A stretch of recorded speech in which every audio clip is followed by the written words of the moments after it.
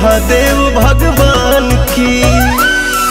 ये कथा है अमृत जीवन में वरदान की।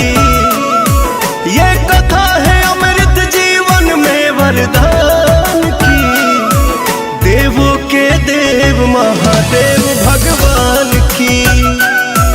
देवों के देव महादेव भगवान की।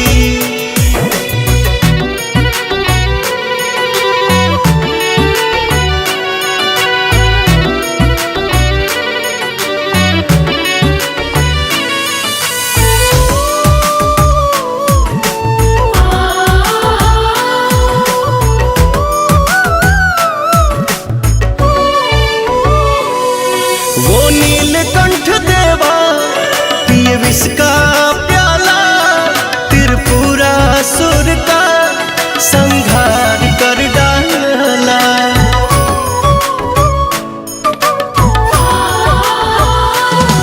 वो नीलकंठ देवा पिए विष का प्याला, त्रिपुरासुर का संहार कर डाला।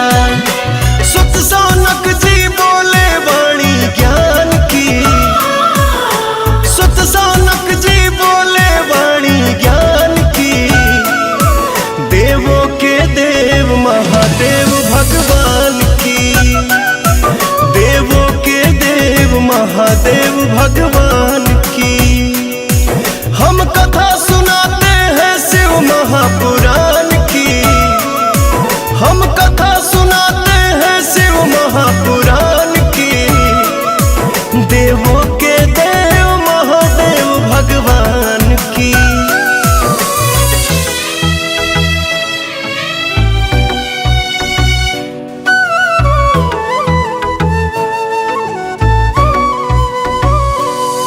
जो शिव पुराण गाता वो मोक्ष को पाता। शिव महागुरु महाकाल हम सबके हैं दाता।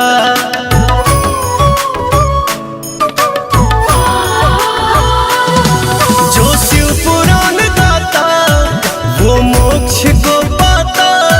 शिव महागुरु महाकाल हम सबके हैं दाता। गुणगान करे सतवीर पवन शिव नाम